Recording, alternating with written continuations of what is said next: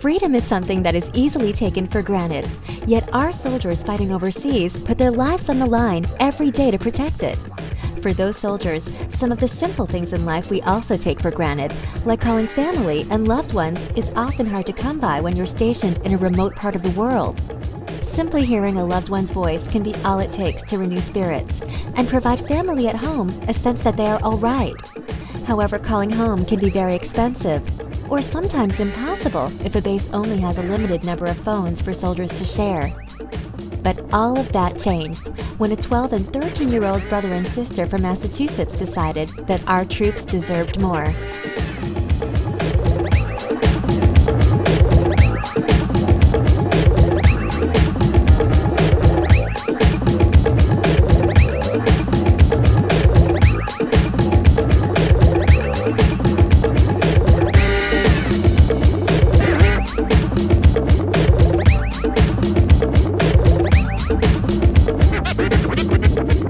When we first started Cell Phones for Soldiers back in 2004, Brittany and I were 12 and 13 years old, and we were getting ready for school one morning, and we were watching the news, and Brittany and I saw this story about this soldier who had an $8,000 cell phone bill trying to call home to his loved ones. Brittany and Robbie decided almost instantaneously and together decided that they were going to try to do something about that bill. So we ran upstairs, got $14 out of our piggy banks and said, "Mom and Dad, we really have to help this guy out because, you know, he shouldn't be having to pay this large cell phone bill while protecting our country." My wife and I started with them at the very beginning, helping them, guiding them, giving them ideas, and my feeling was that it was going to be a great opportunity for the kids to learn.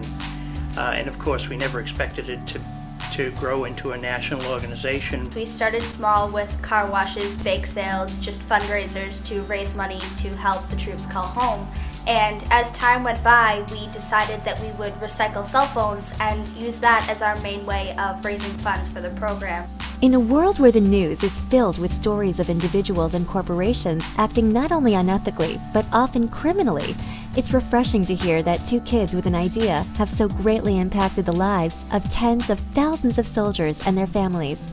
In the past, during a wartime situation, people communicated by letters. That took weeks, maybe months for those letters to get back and forth, and the immediacy just isn't there. Pretty much, we had phones to call, but we would have had to, of course, buy our own minutes, purchase our own calling cards, have family send them up, or we could be online, but the online, depending on how many soldiers were there waiting in line, you really could be there from anywhere to 5 to 10 minutes, and it didn't give you a lot of time to keep in contact with everybody. So by having a lot of them and by constantly getting them in, I mean, I could call my wife almost every day. I was at the Kuwaiti airport, you know, waiting for a plane home, or, you know, keeping in contact with the rest of my family. By having these cell phone cards and being able to pick up a phone at will or when available and making that connection with home, you have immediacy there. You can solve a problem, feel better, make somebody else feel better. You can get comforted and you can be comforting to the family and the loved ones at home. In the corporate world, doing something that is legal does not necessarily mean that it's ethical. Ethics are standards of moral behavior that society accepts as right or wrong. Acting ethically begins with the individual. One way to make sure you're acting ethically is to ask yourself these 3 questions. Is it legal? Would I want to be treated this way? How will it make me feel about myself? We get piles of phones daily, and the kids take these boxes, they open them up because they find things like letters to soldiers that school children have put together and want included in a mailing to soldiers. They will put in things like toothpaste and all kinds of things for care packages. And of course, cell phones. The kids then have to take all of these boxes, open them up, find out what's inside of them, and then pack up the phones and ship them to Michigan to our recycling company. Cell Phones for Soldiers is a non-profit organization. That doesn't mean that the organization can't earn revenue, pay salaries, or incur expenses. Yet Brittany and Robbie decided early on that this organization was to benefit the soldiers and no one else. Their ethical standards shape the company and rewards them with things far greater than money. We do not receive any money for running Cell Phones for Soldiers. We do Cell Phones for Soldiers on a completely volunteer basis, and all of our drop-off sites are the same way. We have no paid employees, so Cell Phones for Soldiers is purely nonprofit. Brittany and I say all the time that we get back more than we give. We are paid. We do have a salary, and that's knowing that soldiers are being able to call home for free. Today's corporations, implementing formal corporate ethical standards is crucial to the success of the organization. Everyone from employees, customers to the local community, and the environment is affected by the ethical behavior of a company. Corporations looking to improve their ethical behavior should follow these 6 steps. 1. Top management must adopt and support an explicit code of conduct. 2. Employees must understand what's expected of them and that they must act this way. 3.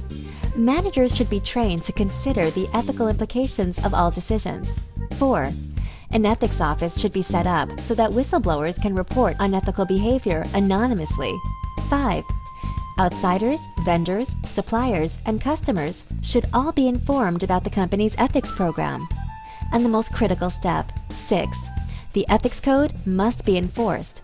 I mean, I just think it's awesome that these kids have carried it on this far, and it just shows a lot of empathy and kindness towards people that need it. I was really amazed when I found out that it was started by 2 kids when they were about 12, 13 years old. It really takes a lot to get a program like this established, and then to get people into it. I was there the first time that they distributed the cards to the soldiers. I wasn't deploying myself, but other soldiers were, and they got the cards. And I thought, wow, what a great thing. These kids did a really nice thing. Never in a million years did I think that I'd be standing here years later, 5, 7 years later, and this program is still going on, and that it's grown so much, and that every single soldier has become a part of it and a recipient of this program.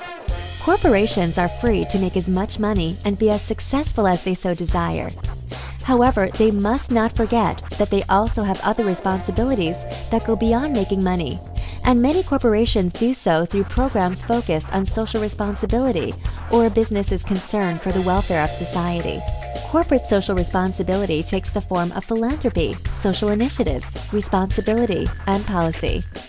Corporations also have a responsibility to their customers, to their investors, to their employees, as well as a responsibility to society and the environment. We've received a lot of awards for Cell Phones for Soldiers, and it means a lot to us to be able to receive recognition for running a program like Cell Phones for Soldiers, because it is nonprofit. We don't get any money for this program. It's out of the goodness of our own hearts that we run this program.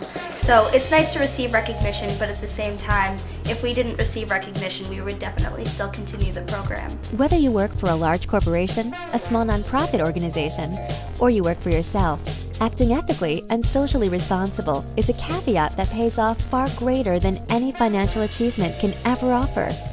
When we focus on the world around us, more than just our own personal aspirations, some pretty incredible things can happen. It really means a lot to us to know that we are changing the lives of people who protect our freedoms and put their lives on the line for us. And when we receive emails from the troops and from their loved ones who have been able to keep in contact because of our program, it means so much to us, and it's our main motivation to keep going.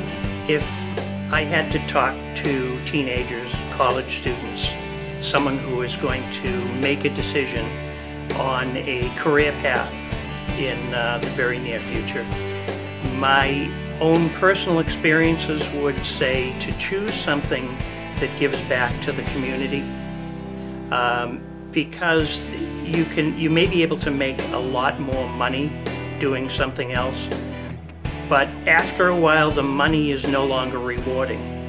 And from everyone that I've spoken to and from personal experiences, it is the giving, almost paying forward, that is important to people.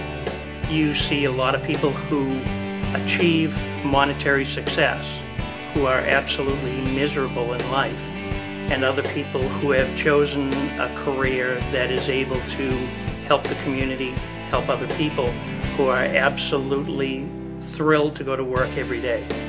And that is my feeling as well, that choose something that's going to help others, and you will always enjoy going to work.